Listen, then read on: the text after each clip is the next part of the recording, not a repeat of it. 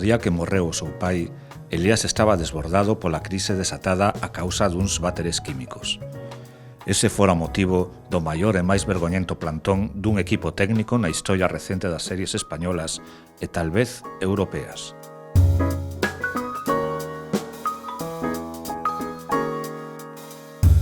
Así comeza As malas ideas, a nova novela de María Solar publicada por Xerais. Un retrato contundente da crise vital dun home que o tivo todo no plano profesional e que de súpeto ve como se derruba a fachada da súa vida.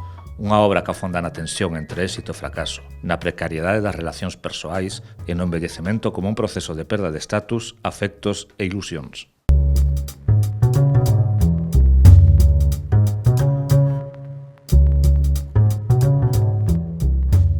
Tiña ganas de escribir sobre o audiovisual, sobre como vive a xente do audiovisual, que non ten nada que ver co glamour das series que tanto consumimos, non? É un oficio moi duro, moi escravo, e con xente moi entregada, que traballan para unha produción, dan a vida e salvan o que sexa. Despois tiña ganas de falar do éxito laboral e do éxito vital, que non sempre é o mesmo, non? E apetecíame moito falar dos maiores e de como te van apartando do mundo. Creo que somos unha sociedade que máis que nunca non aproveita a sabedoría dos seus maiores. Entón, con todo ese cóctel, pois tiven a idea de facer As malas ideas.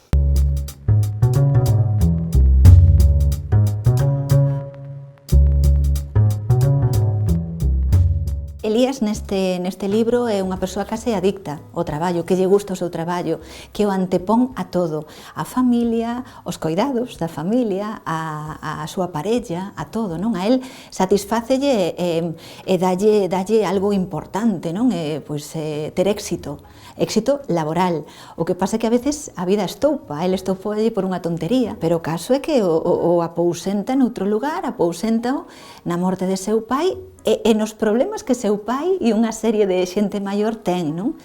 Entón, no libro aparecen moito os coidados, aparece moito que sacrificas polo éxito laboral, e ás veces somos un pouco teimudos, a veces sabendo, como el vai aprendendo no libro, que vai a esperar do futuro, podes volver caer na mesma, podes insistir nos teus erros.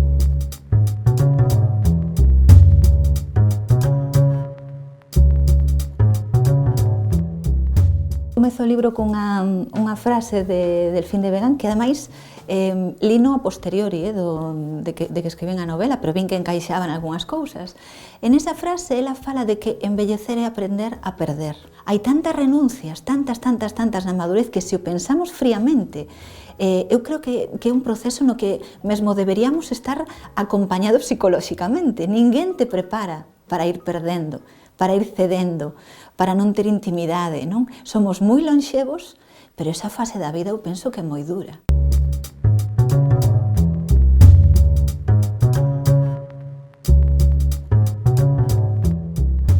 O humor aporta a novela tenrura, porque está moi da man, non? É un humor moi tenro, ás veces un pouco negro tamén, e aporta que cando te sitúas no humor e despois pensas que debaixo hai un drama tremendo, non?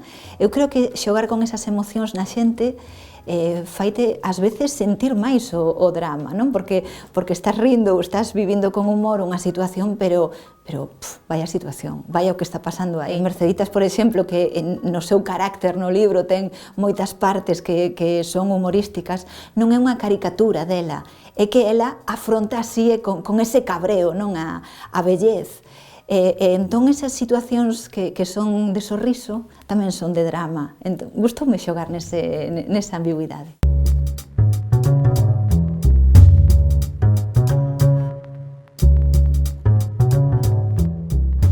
Espero de sempre dos libros que se lea, que a xente construa comigo, non?